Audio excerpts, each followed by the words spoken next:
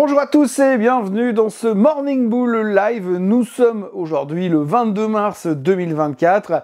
On termine encore une semaine fantastique puisqu'on continue de surfer sur la vague merveilleuse de la baisse des taux à venir. C'est notre carburant actuel. Peu importe ce qui va se passer ces prochains temps, comme on sait que les taux vont baisser un jour ou l'autre, eh bien on est optimiste et on continue de grappiller des points pour monter encore. Le S&P 500 termine au plus haut de tous les temps pour la 20e fois depuis le début de l'année. Donc on est en 22 mars, donc on est à peine à la fin du 3e mois de l'année. On a déjà battu 20 records sur le S&P 500.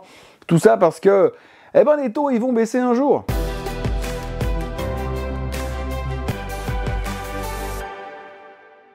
Alors je suis définitivement bullish, vacciné contre toutes les baisses des marchés, absolument convaincu que plus jamais on ne s'arrêtera de monter.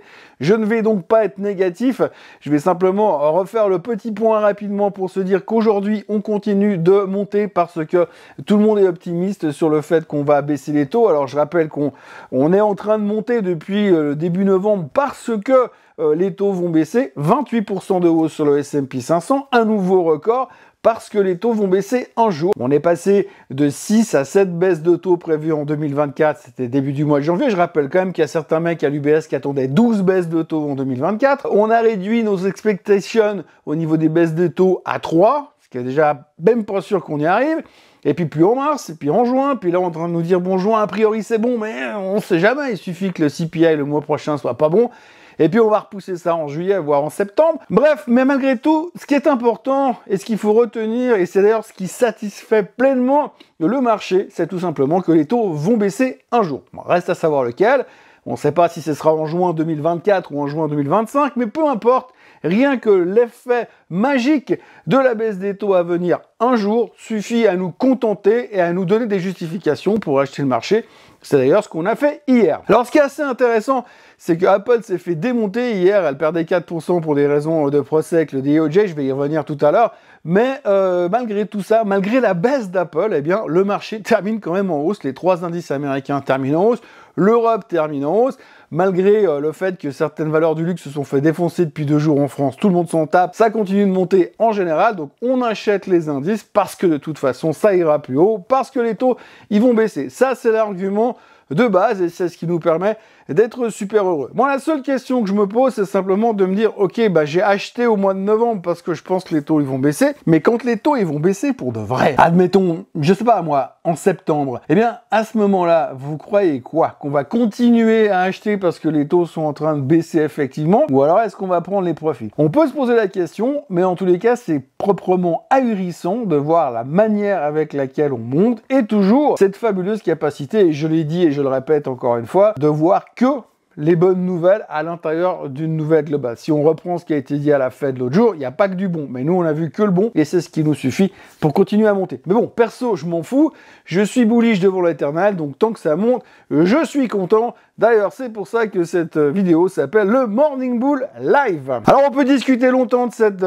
future baisse des taux et se demander combien de temps est-ce que ça va tenir cette espèce d'histoire de les taux vont baisser donc on peut monter. Mais en tous les cas, pour l'instant, ça a l'air de fonctionner. On notera quand même au passage que Vanguard, vous savez Vanguard, vous avez BlackRock et vous avez Vanguard. Eh bien, Vanguard a annoncé hier soir que selon eux, selon leurs experts, selon leurs recherches internes, eh bien la Fed ne baissera pas les taux. Et j'insiste sur le pas. PAS en majuscule, la Fed ne baissera pas les taux en 2024. Alors si c'est le cas, alors là, il faudra voir comment le marché va commencer à le comprendre.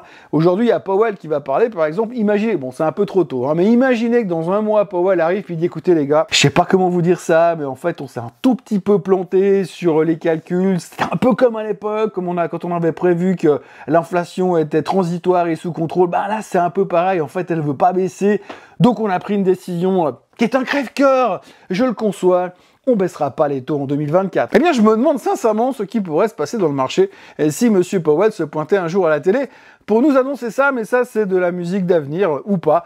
Mais voilà, il fallait quand même en parler.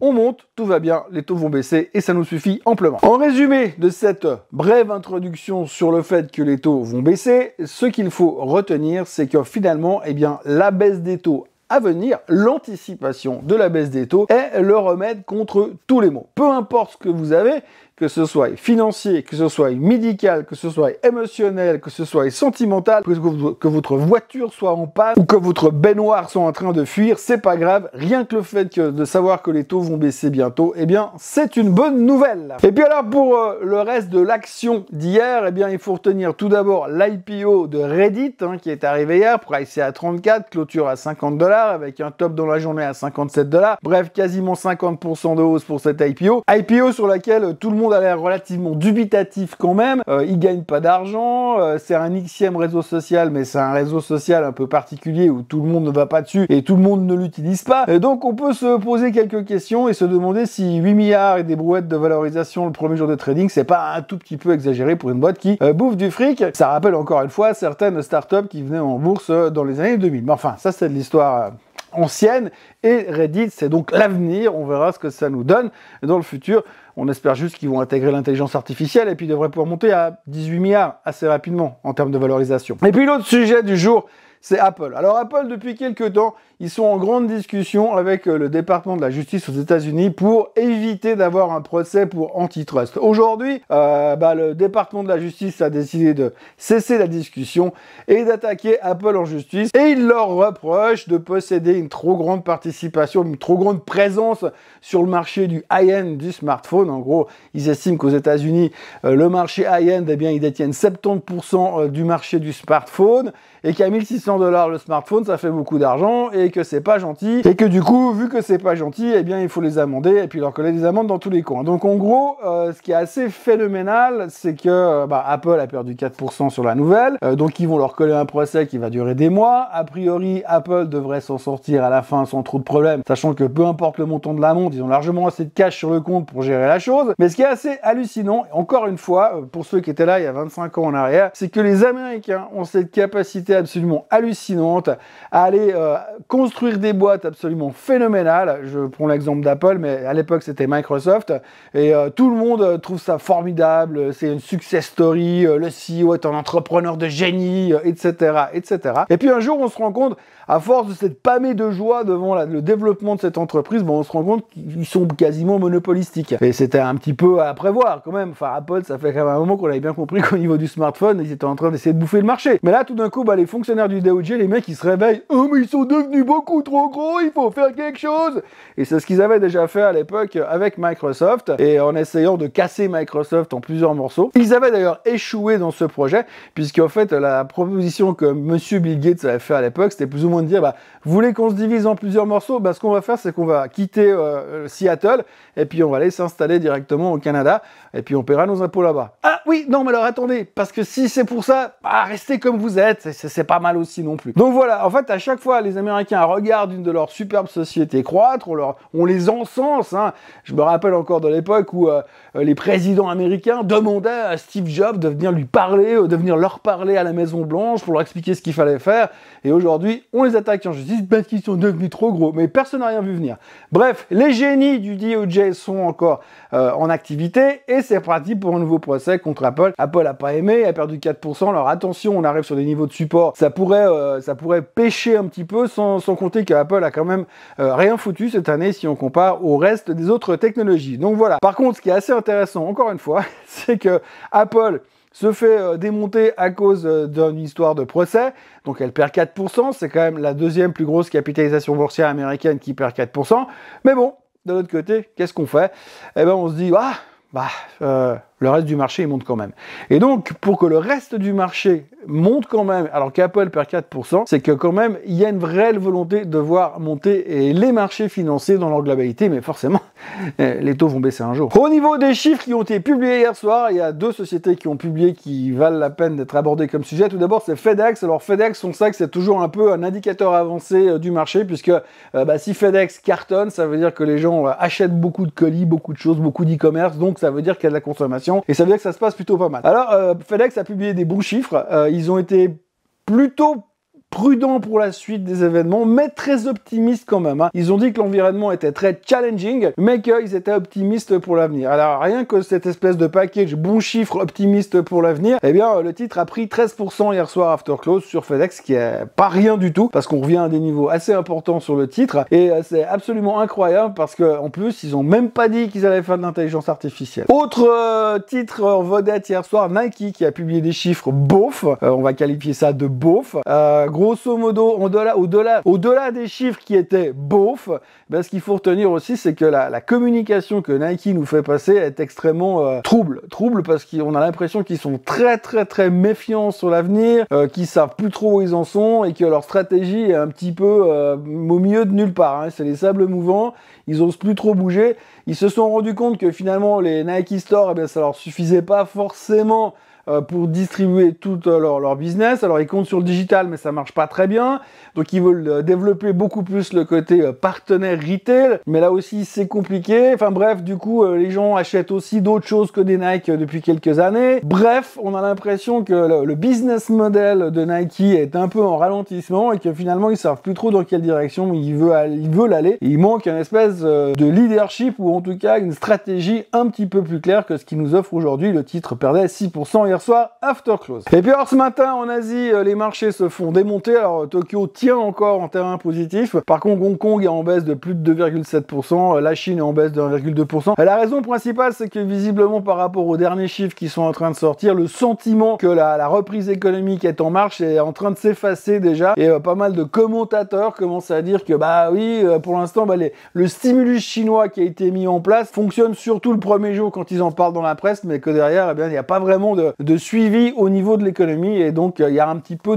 on va dire de prise de profit sur ce rebond, cette tentative de rebond qui a été mis en place depuis quelques semaines en Asie.